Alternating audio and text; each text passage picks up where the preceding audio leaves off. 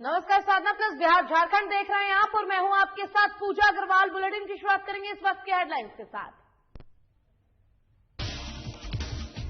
Ethanol उत्पादन प्रोत्साहन नीति की शुरुआत, मंत्री शाहनवाज हुसैन ने कार्यक्रम का किया उद्घाटन। बिहार सरकार निवेश निर्माण के लिए प्रयत्न। हजारीबाग बीजेपी युवा मोर्चा का एक दिवसीय धरना, सरकार की नाकामियों को लेकर किया धरना, भत्ता और सुरक्षा की उठाई गई मांग। बजट सत्र शुरू होने से पहले आरजेडी विधायकों ने किया प्रदर्शन, जननायक कर्पूरी ठाकुर को भारत रत्न दिलाए जाने की उठाई मांग, हाथों में प्ले कार्ड लेकर किया मांग। महिलाओं को आत्मनिर्भर बनाने के लिए सिलाई सेंटर का हुआ उद्घाटन, जीएम की पत्नी ने किया उद्घाटन, मौके पर कई महिलाएं रही मौजूद।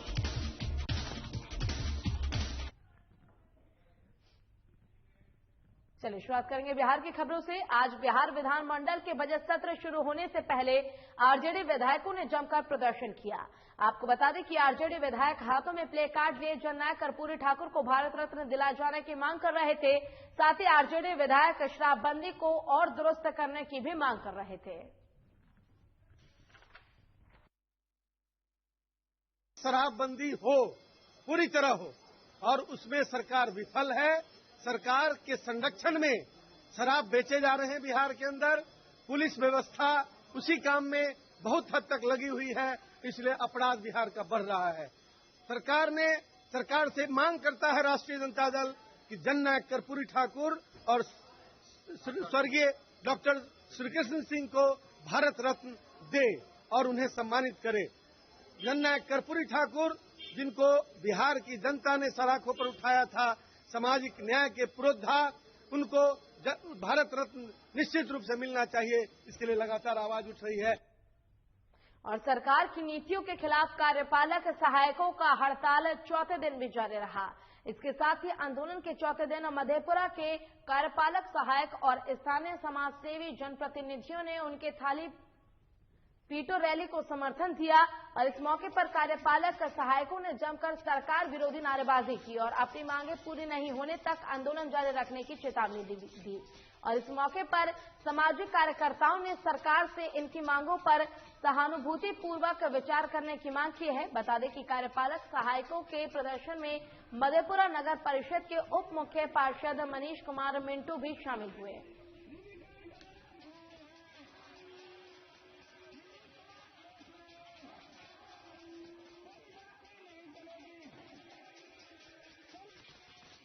हम माननीय मधेपुरा के जिला पदाधिकारी महोदय, माननीय मुख्यमंत्री महोदय से आग्रह करना चाहते हैं कि कार्यपालक सहायक जो है सरकार का और पदाधिकारी का एक महत्वपूर्ण अंग है, उनके क्रियाकलाप को देखते हुए राज्य स्तर और सरकारी स्तर का दर्जा दिया जाए। क्या तो सरकार कहता है कि एक तरफ कहता है कि सरकार की बेरोजगारी, भय, भूख, भ्रष्टाचार मिटाएंगे, बेरोजगार को रोजगार देंगे, लेकिन यहाँ आप देख लीजिए सरकार का दुरंगी नीति बेरोजगार को रोजगार और रोजगार को बेरोजगार करने जा रहे हैं। और नीतीश कैबिनेट के 31 मंत्रियों में से 18 यानी 64% मंत्रियों के खिलाफ आपराधिक मामले दर्ज हैं। इसे लेकर नेता प्रतिपक्ष तेजस्वी यादव सरकार पर लगातार हमलावर हैं। आपको बता दें कि तेजस्वी यादव ने पहले भी दागी मंत्रियों को लेकर बिहार सरकार पर हमला बोला है और अब एक बार फिर तेजस्वी यादव आज दागी मंत्रियों का मामला विधानसभा में उठाने वाले हैं।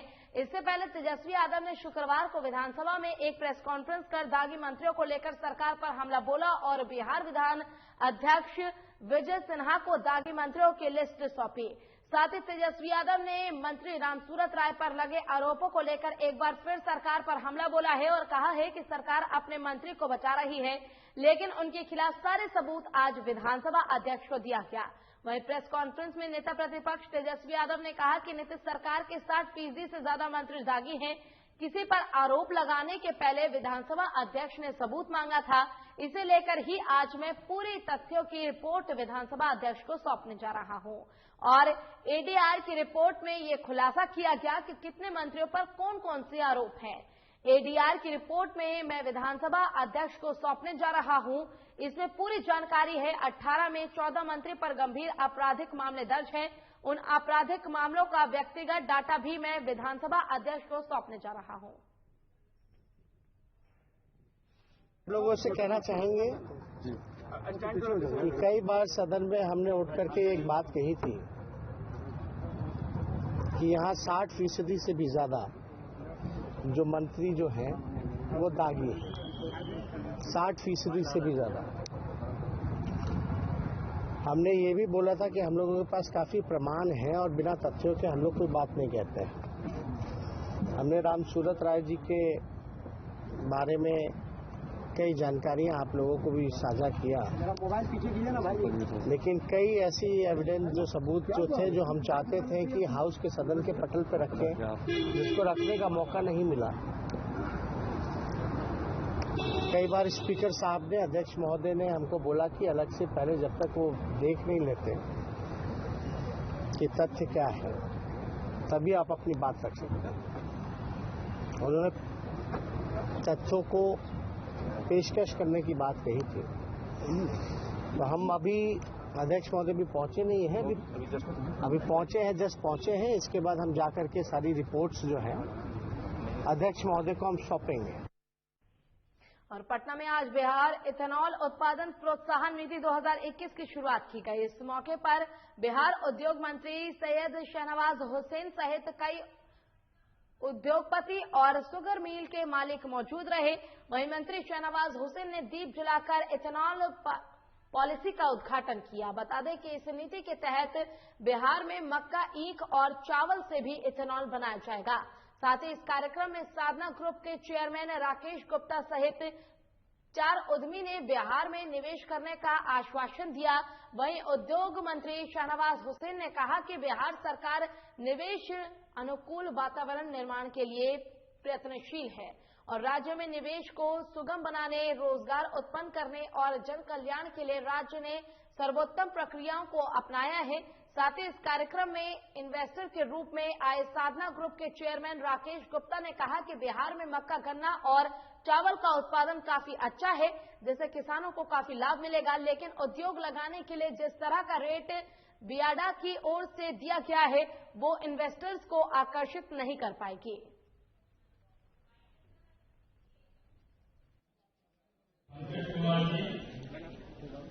यहाँ पर आए हुए चैम्बर ऑफ कॉमर्स के अध्यक्ष अग्रवाल साहब, बीआईए के अध्यक्ष खेतान साहब, बिहार शुगर मिल एसोसिएशन के सारे पदाधिकारीगण, बड़ी तादाद में आए हुए इथेनॉल में इन्वेस्ट करने के लिए राजेश जी जो माइक्रोमैक्स मोबाइल कंपनी के ओनर हैं, जो बिहार में इथेनॉल ही नहीं कई चीजों में इन्वेस्ट कर रहे हैं। इन्वेस्टर यहाँ सचिदानंद जी भी जो ऐसे इन्वेस्टर यहाँ पे आए हैं जो भी इथेनॉल में इन्वेस्ट कर रहे हैं। यहाँ बिहार विधान परिषद में बड़ी दीदी के साथ वो सीनियर मेंबर हैं। यहाँ पर मौजूद साधना ग्रुप के चेयरमैन श्री राकेश गुप्ता जी, यहाँ पर उद्योगपति अजय बंसल जी और ग्रोसरी के क्षेत्र में जो गारमेंट का जो एपरल का काम देखते हैं ग्लोबल सन्स जिनकी कंपनी है जो ग्रोसरी और टेक्सटाइल में भी आना चाहते हैं, हमारे मित्र राकेश गुप्ता जी। यहाँ पर मौजूद है उद्योग भारती से लघु उद्योग भारती के आए हुए सारे पदाधिकारी, यहाँ पर मौजूद वरिष्ठ संपादक मीडिया के साथ ही भाइयों और बहन। और हजारीबाग में बीजेपी युवा मोर्चा द्वारा युवा विश्वासघात दिवस के रूप में 1 दिवसीय धरना दिया गया। बता दें कि झारखंड सरकार की नाकामियों को लेकर इस धरने का आयोजन किया गया। साथ ही जिला अध्यक्ष ने बताया कि आने वाले दिनों में वो विधानसभा का भी घेराव करेंगे। वहीं हजारीबाग के युवा मोर्चा के जिला अध्यक्ष विकास सिन्हा ने बताया कि झारखंड सरकार ने जनता को बेरोजगारी भत्ता, महिलाओं की सुरक्षा जैसी चीजों का भरोसा दिलाया था, लेकिन सरकार ने उन्हें पूरा नहीं किया और इसी को लेकर धरना दिया गया है। और हजारीबाग में ये जिस प्रकार से युवा मोर्चा की तरफ से धरना प्रदर्शन दिया गया, ऐसे में बीजेपी युवा मोर्चा का ये कहना है कि जिस प्रकार से सरकार ने तमाम वादे किए थे, युवाओं को बेरोजगारी भत्ता देने की बात कही गई थी, महिलाओं को सुरक्षा देने की बात कही गई थी, अब तक सरकार अपने इन सभी वादों पर विफल है।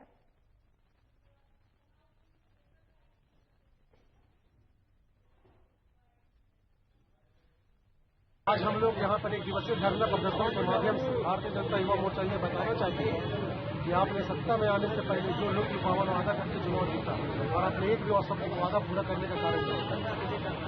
5,000 रुपये बेरोजगारी भत्ता, ग्रेजुएट वाले को 7,000 रुपये भत्ता देने की बात भी कही गई।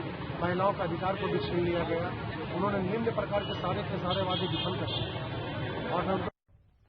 और फिलहाल वक्त एक छोटे से ब्रेक के बाद जल्द होंगे हाजिर।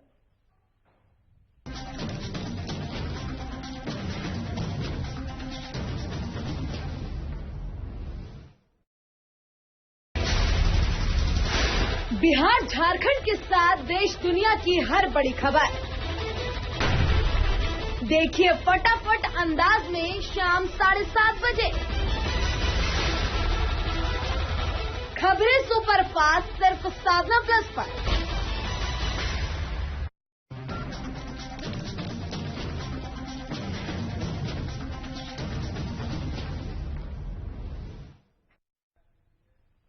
और ब्रेक के बाद एक बार फिर से रुक करेंगे खबरों की ओर और बात करेंगे बोकारो के, जहां पेटरवार प्रखंड के सभागार में बीडीओ शैलेंद्र चौरसिया की अध्यक्षता में एक बैठक की गई। बैठक में नमामि गंगे महोत्सव में होने वाली गंगा आरती, रंगोली और सांस्कृतिक कार्यक्रम को सफल बनाने के लिए बीडीओ शैलेंद्र चौरसिया ने कई दलों का गठन किया। साथ ही कार्यक्रम की सफलता के लिए 20 और 22 मार्च को पेटरवार से एक प्रभात फेरी निकाली जाएगी और इसके बाद 23 को तेनुघाट डैम से दामोदर नदी तक बैकाथन का आयोजन किया जाएगा। और वहीं बीडीओ ने कहा कि इस महोत्सव का मुख्य उद्देश्य नदियों के प्रति लोगों में जागरूकता लाना, साथ ही जल संरक्षण और स्वच्छता को बढ़ावा देना होगा।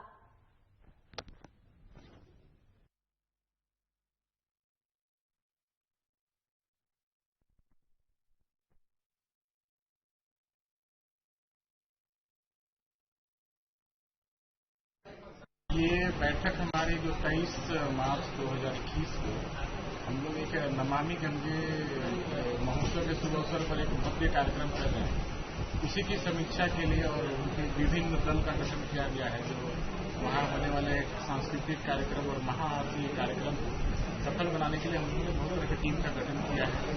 आज ये बैठक उसी को लेकर की गई थी। वहाँ पे जैसे सांस्कृतिक कार्यक्रम होना है, पुरस्कार वितरण होना है, महाआरती होना है, रंगोली का प्रदर्शन।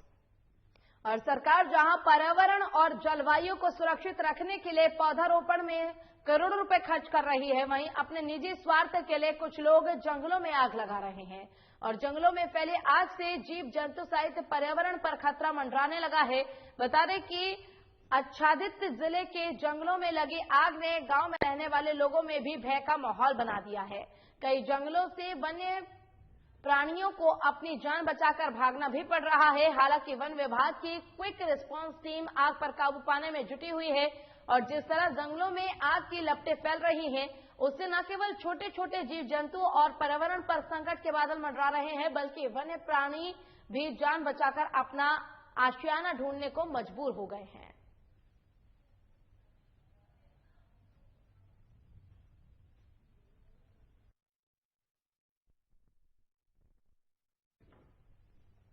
और हजारीबाग जिले के इचाक थाना क्षेत्र में राधा कृष्ण स्कूल बस दुर्घटनाग्रस्त हो गई। बताया जा रहा है कि स्कूल के बच्चों को छोड़कर जब बस वापस स्कूल लौट रही थी, उसी समय सामने से आ रही ट्रक चकमा देते हुए निकल गई, जिससे बस अनियंत्रित होकर पलट गई। वहीं इस दुर्घटना में बस ड्राइवर घायल हो गया, जिसका इलाज HMCH में चल रहा है। फिलहाल घटनास्थल पर पहुंचे पुलिस घटना की जांच कर रही है।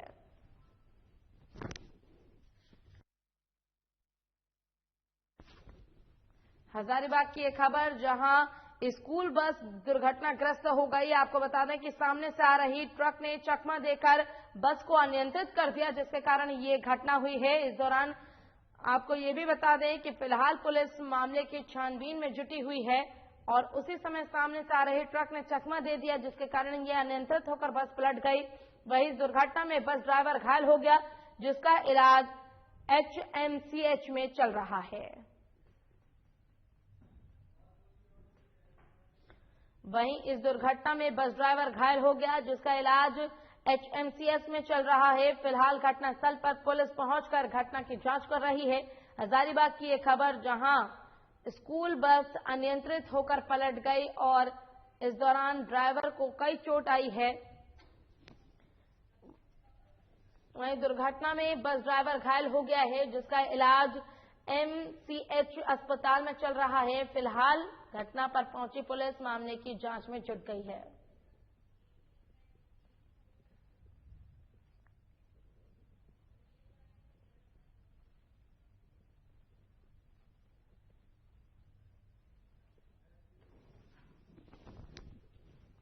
और अगली खबर जमशेदपुर से है, जहां गर्मी के साथ ही ग्रामीण इलाकों में पेयजल की समस्या शुरू हो चुकी है। बता दें कि 4 महीने पहले सानग्राम चौक पर 14वें वित्त आयोग द्वारा निर्मित जल मीनार आज खराब हो चुका है और एकमात्र जल मीनार होने के कारण लगभग 100 घरों में पेयजल की समस्या हो रही है, जिसको लेकर महिलाओं ने बर्तन लेकर विरोध जताया और जल्द से जल्द जल मीनार चालू कराने की मांग की है।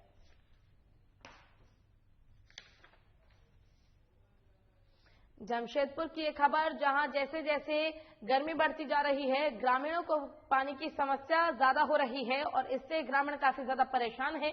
ग्रामीणों की मांग है कि जल्द से जल्द जो मीनार है उसे ठीक कराया जाए, ताकि जो ग्रामीण हैं उन्हें समय पर पानी उपलब्ध हो सके और इस प्रकार की समस्याएं उन्हें ना हो।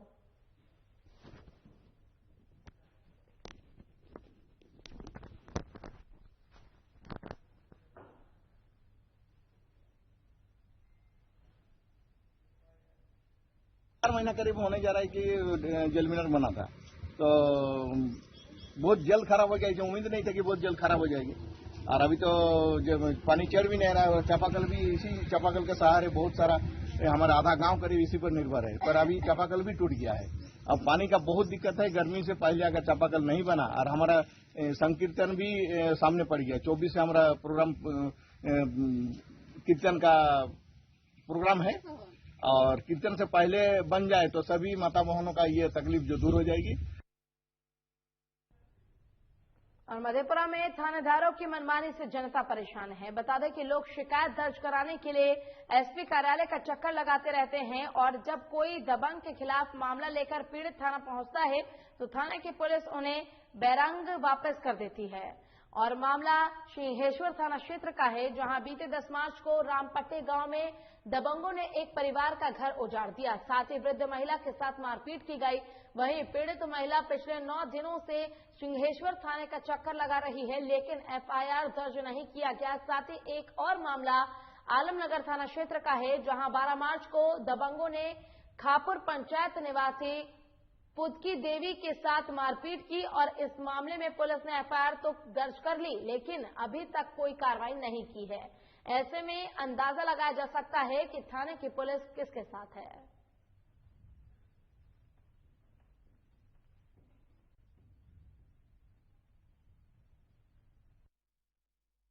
सर हमरा तो घर से मारपीट चली गई, हमारा घर धोई चले 10 रोज से हमारा बाहर में बैठल छी सर, कौन पानी नहीं मिल रहा है सर, बहुत गंभीर है सर। हम ओन खातिर रोज हम बाल बच्चे सब मर रहा है सर, हमारे बाल जाल बना देते सर, घर से बाहर जा देते, बिजली चाल चावल हमारे सब घर वह लोग खा रहा है, सब चीज बर्बाद कर देते हमारे सब फसल से तथिया देते सर। हमारे हमारा पौष पत्नी तो मैं सर घर से बाहर निकाल देते सर। यहाँ रेप केस वाला है, छेड़खानी वाला है, घास पड़ा वाला है, यहाँ नहीं है, यहाँ थाना वाला कहाँ हमरा कहलिए थाना वाला कहते या 10 आवेदन के धारा ले या देखिए कागज, कोई सुनवाई नहीं करे थे। दीदी जी यहाँ करके कुछ हेल्प करिए, यहाँ हमारे जात छे। और तिलैया थाना क्षेत्र के भदानी रोड पर शुक्रवार को छापेमारी की गई। बता दें कि गुप्त सूचना के आधार पर खाद्य सुरक्षा पदाधिकारी सुवीर रंजन ने एक गोदाम में छापेमारी की, जिसमें भारी मात्रा में प्रतिबंधित पान मसाला जब्त किया गया।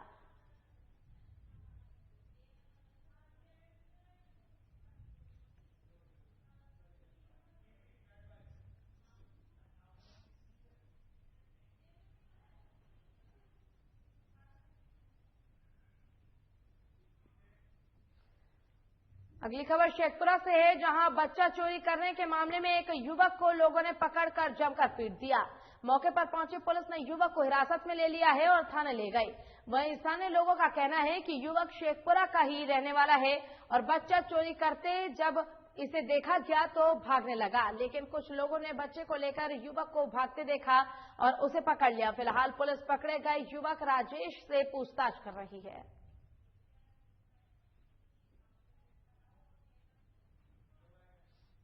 हम घर देने किए आए तो उतने में देखे तो भतीजे कहने जा था ऊपर गलिया तरह तो 11 आदमी बोला था जफरी तो बोला कि अब चिन्हाए लड़का के, तो कल का हाँ यही लड़का बोला। वो लड़का बोल पूछबो किया हो जन्नी की तबीयत खराब था तो कहना तबीयत खराब ना है जो हमरे बेटा है। तो उसके बाद फिर तो दरगाह पर जाकर के पकड़ाया, पीछे दिन नुकल था तो दरगाह पर हम बोले रे राजेश कहाँ, तो दौड़ भागे लगा तो ज्यादा दूगो पकड़ा, बच्चा चोरा के लेके भागा। हाँ दो लड़का ही पकड़ाया और लड़का नहीं पकड़ाया। बताइए क्या घटना हुआ? हाँ, हमको बच्चा चुरा लिया, हमको बेटा के। अच्छा, गली से के था वो? पकड़े वाला था। हाँ। कैसे पता चला कि बच्चा आपको लेके भतीजी कहा काना लिया रहा ने किसी काना लिया रहा था कहा अंकल का की वाला गया तो काल जे तर बेटा चरा ललका दीदी तो दम सुना लिया कि दम धरल गेल। अच्छा। और बेगूसराय के नगर निगम क्षेत्र में एक बार फिर कोरोना ने दस्तक दी है। कोरोना वायरस के दस्तक देने के साथ ही प्रशासनिक महकमे में एक खलबली मच गई है। दरअसल नगर निगम क्षेत्र के एक मोहल्ले में एक साथ 5 कोरोना मरीज मिले हैं, जिससे प्रशासन एक बार फिर अलर्ट पर है। वहीं प्रशासन ने तत्काल उस मोहल्ले को कंटेनमेंट जोन घोषित कर आवागमन बाधित कर दिया है। साथ ही मामले के जिला अधिकारी अरविंद कुमार वर्मा ने बताया कि बेगूसराय में अभी ऐसे 3 कंटेनमेंट जोन बनाए गए हैं और देश के कुछ भागों में कोरोना मामलों में वृद्धि हुई है, जिसे लेकर जिला प्रशासन पूरी तरह से तैयार है।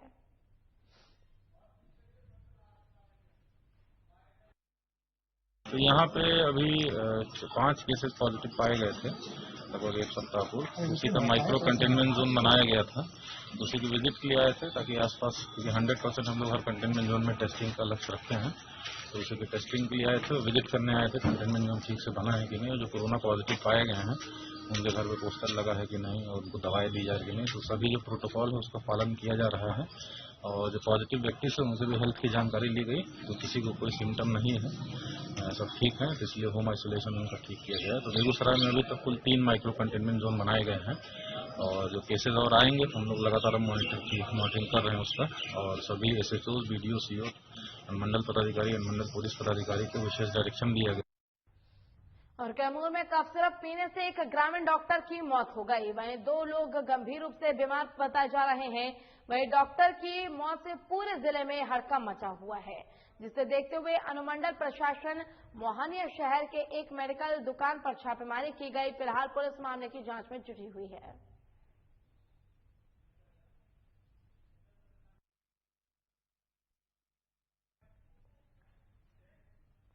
और साहिबगंज के मुफस्सिल थाना क्षेत्र अंतर्गत महादेवगंज चौक पर शुक्रवार की दोपहर लगभग 1:30 बजे एक सड़क हादसे में स्कूल से घर जा रही 2 बहनों की मौत हो गई। वहीं हादसे के बाद आक्रोशित लोगों ने सड़क जाम कर दिया। सूचना मिलते ही इंस्पेक्टर शशिभूषण चौधरी मुफस्सिल थाना क्षेत्र सहित अन्य दुर्घटना स्थल पर पहुंचकर मामले की छानबीन कर रहे हैं। इसके साथ ही जानकारी के अनुसार दोनों बहनें शुक्रवार की दोपहर स्कूल से पैदल घर लौट रही थी, तभी बिना नंबर की एक गाड़ी ने पीछे से दोनों को कुचल दिया।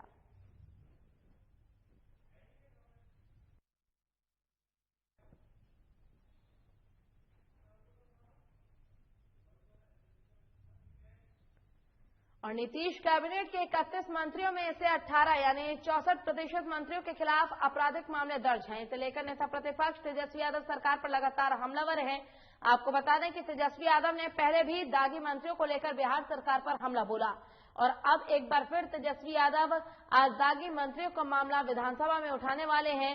इससे पहले तेजस्वी यादव ने शुक्रवार को विधानसभा में एक प्रेस कॉन्फ्रेंस कर दागी मंत्रियों को लेकर सरकार पर हमला बोला और बिहार विधानसभा अध्यक्ष विजय सिन्हा को दागी मंत्रियों की लिस्ट सौंपी।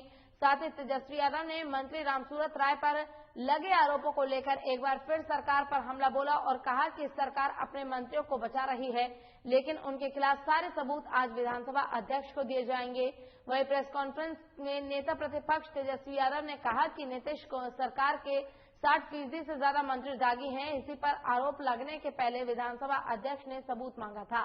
इसी को लेकर आज मैं पूरी तथ्यों की रिपोर्ट विधानसभा अध्यक्ष को सौंपने जा रहा हूं और एडीआर की रिपोर्ट में ये खुलासा किया गया कि कितने मंत्रियों पर कौन कौन से आरोप हैं। एडीआर की रिपोर्ट में विधानसभा अध्यक्ष को सौंपने जा रहा हूं। आप लोगों से कहना चाहेंगे कि कई बार सदन में हमने उठ करके एक बात कही थी कि यहाँ 60% से भी ज्यादा जो मंत्री जो हैं वो दागी हैं, 60% से भी ज्यादा। हमने ये भी बोला था कि हम लोगों के पास काफी प्रमाण हैं और बिना तथ्यों के हम लोग कोई बात नहीं कहते हैं। हमने राम सूरत राय जी के बारे में कई जानकारियां आप लोगों को भी साझा किया, मोबाइल पीछे कीजिए ना भाई।